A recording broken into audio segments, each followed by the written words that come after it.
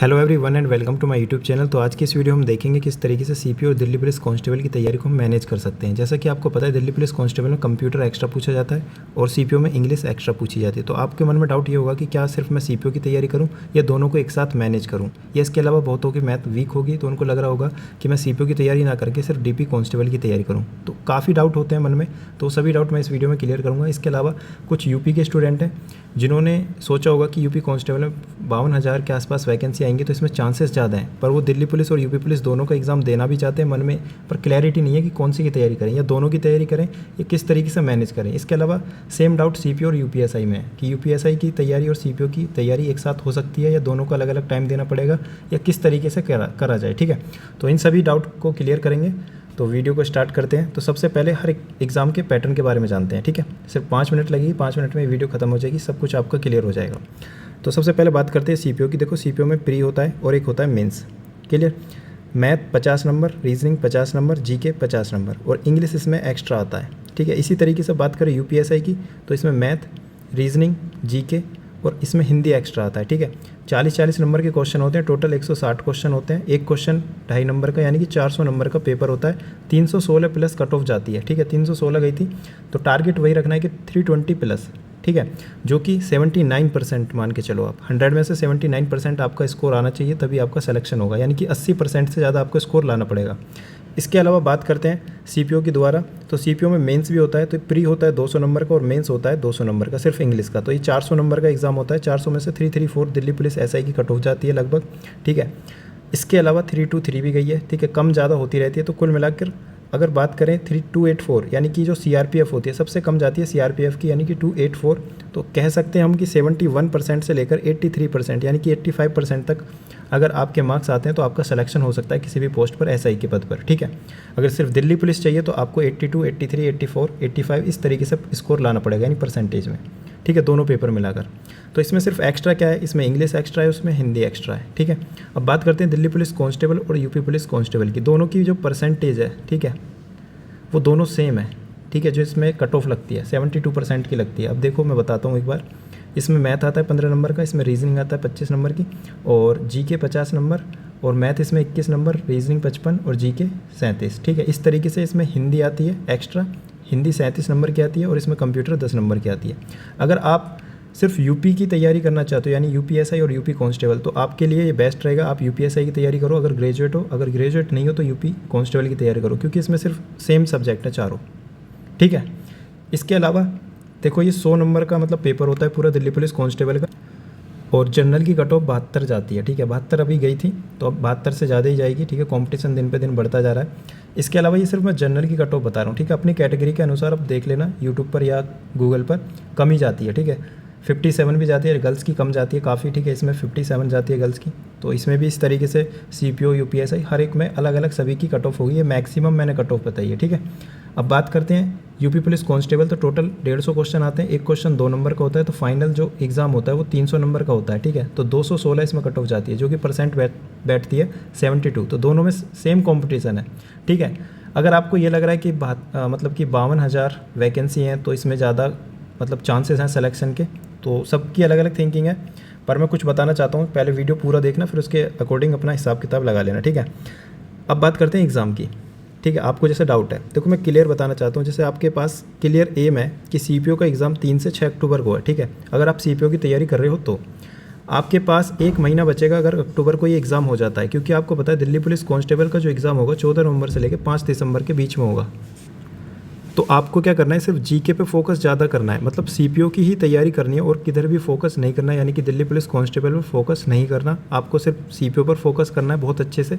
ठीक है, और ज़्यादा फोकस किस पे करना है, जीके पे करना है, क्योंकि यहाँ पे जीके जो कांस्टेबल में आती है वो 50 नंबर की आती है। तो आप सीपीओ की ही तैयारी करो, बाद में आपके पास 1 महीना बचेगा और 1 महीने में कंप्यूटर में बहुत आसानी से आप 10 में से 8 नंबर आसानी से ला सकते हो। ठीक है, मैं खुद लेकर आया हूँ। ठीक है, और इसके अलावा एक क्लासेस भी चलाऊँगा मैं यूट्यूब पर। ठीक है, बताऊँगा अभी आगे। तो आपको क्या करना है, सिर्फ फोकस करना है सीपीओ पर। ठीक है, उसमें आपके पास बहुत ज़्यादा टाइम मिलेगा, मतलब कि 1 से 1.5 महीना मिलेगा। आप कंप्यूटर भी पढ़ सकते हो।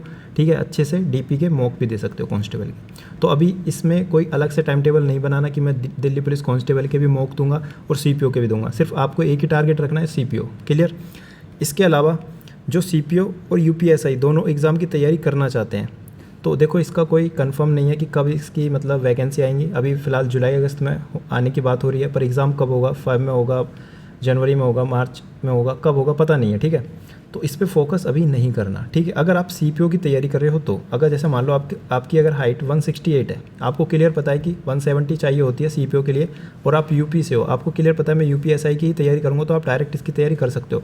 अगर आपकी 170 हाइट है, ठीक है, यहाँ पे मैंने लिखा है इफ़ 168 सेंटीमीटर, अगर आपकी हाइट 168 सेंटीमीटर है तो फोकस करो सिर्फ यूपीएसआई पर, ठीक है, क्योंकि आप सीपीओ के लिए एलिजिबल नहीं हो। अगर आप एलिजिबल हो तो आपको सिर्फ फुल एफर्ट लगानी है सीपीओ 2023 जो ये एग्ज़ाम आ रहा है, ठीक है, क्योंकि इसका एग्ज़ाम क्लियर है, आपके सामने डेट है, क्लियर एम है कि 3 महीने बाद ये एग्ज़ाम होना है।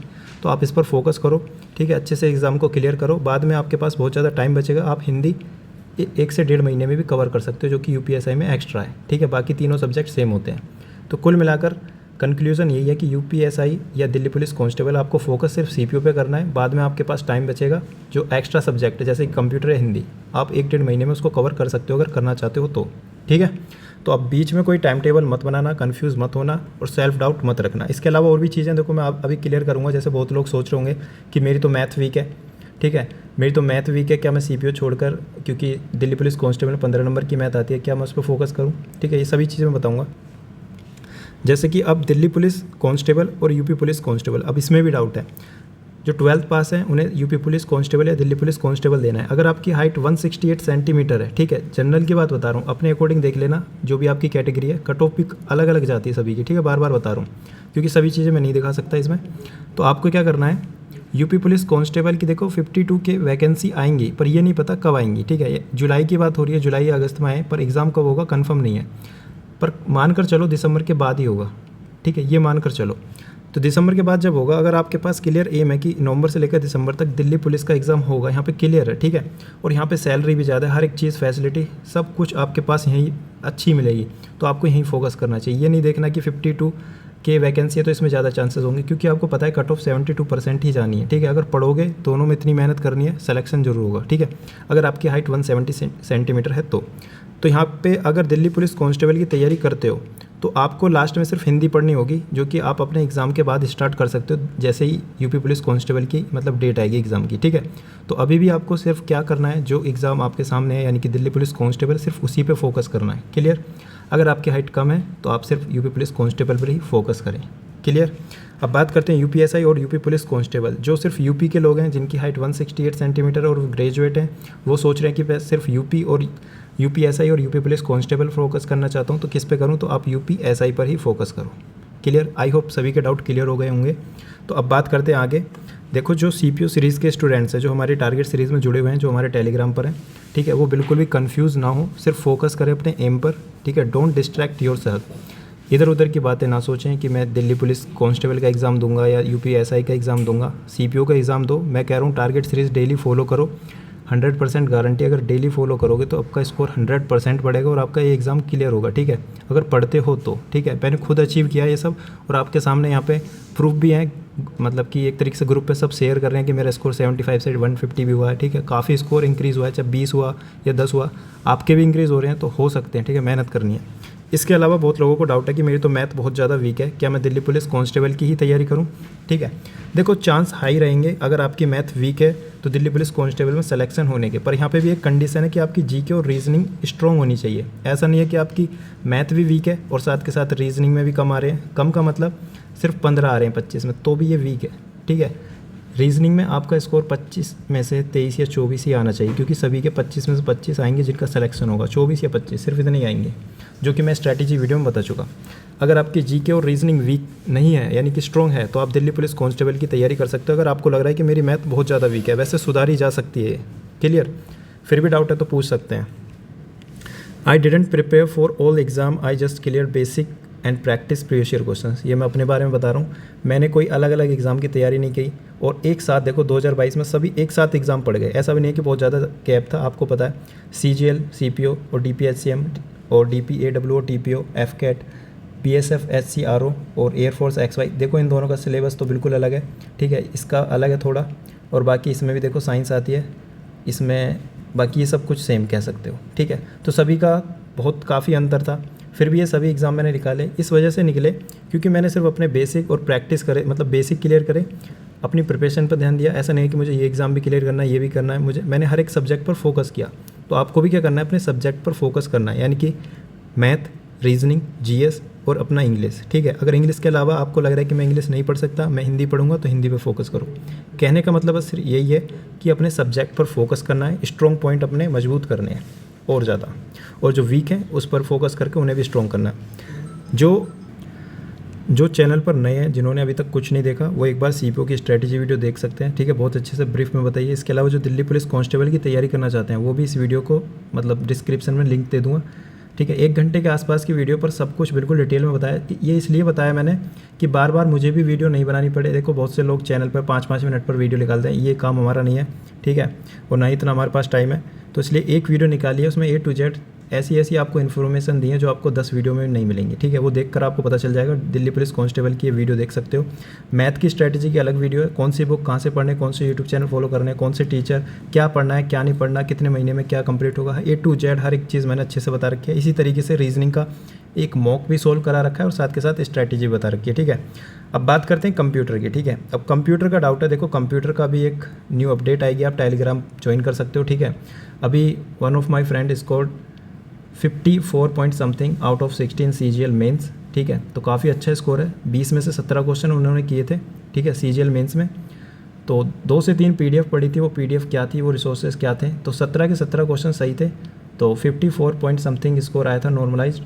तो आपको वो बहुत अच्छे से बता सकते हैं कि किस तरीके से आपको कंप्यूटर पढ़ना है। ठीक है, इसके बाद हम वीडियो भी निकालेंगे कंप्यूटर किस तरीके से कैसे पढ़ना है। ठीक है, तो पूरी वीडियो होगी 3 से 4 सेशन में, वो कंप्यूटर पूरा कंप्लीट हो जाएगा, उससे बाहर कुछ नहीं आएगा। तो वो भी हम आपके लिए कर सकते हैं। तो कमेंट में बताना ये चीज़ आपको मतलब चाहिए या नहीं चाहिए, और ये वीडियो ज़रूर देख लेना ये सभी। ठीक है, बहुत काम की वीडियो है, एक क्लैरिटी आएगी माइंड में कि किस तरीके से तैयारी की जाती है। ठीक है, चैनल बहुत हैं देखो तैयारी करने के लिए, पर यहाँ पे हमारा टारगेट सिर्फ यही है कि कम टाइम में स्कोर कैसे ज़्यादा बढ़ाया जाए। ठीक है, तो ज़्यादा स्कोर किस तरीके से कम टाइम में लाया जाता है वो हम यहाँ पर सीखते हैं। और एक बात याद रखना, एक बार अच्छे से तैयारी करो, सिलेबस कंप्लीट करो, प्रैक्टिस करो प्रीवियस ईयर क्वेश्चंस, स्पीड बढ़ाओ, फिर सभी एग्ज़ाम क्लियर होंगे। ठीक है, ऐसा नहीं है कि ये सोचो कि मैं इस एग्ज़ाम की तैयारी करूँगा, इसकी करूँगा। मेरा जो ये मतलब लिस्ट से मतलब एक तरीके से सभी एग्ज़ाम क्लियर हुए, उसका रीज़न सिर्फ यही था कि एक बार अच्छे से तैयारी करी थी। ठीक है, तो एक बार अच्छे से तैयारी करोगे तो सभी एग्ज़ाम निकलेंगे। तो सेल्फ डाउट नहीं रखना, अच्छे से मेहनत करनी है। सब्सक्राइब कर सकते हो जॉब पक्की विद शुभम, अगर आप जुड़ना चाहते हो। इसके अलावा ये इंस्टाग्राम है शुभम चौधरी 008। ठीक है, अगर आपको कोई पर्सनल डाउट पूछना है तो यहाँ पे पूछ सकते हो। टेलीग्राम चैनल भी ज्वाइन कर सकते हो, सभी की लिंक आपको डिस्क्रिप्शन में मिल जाएगी। Thank you so much for watching this video, और शेयर करें अपने दोस्तों के साथ।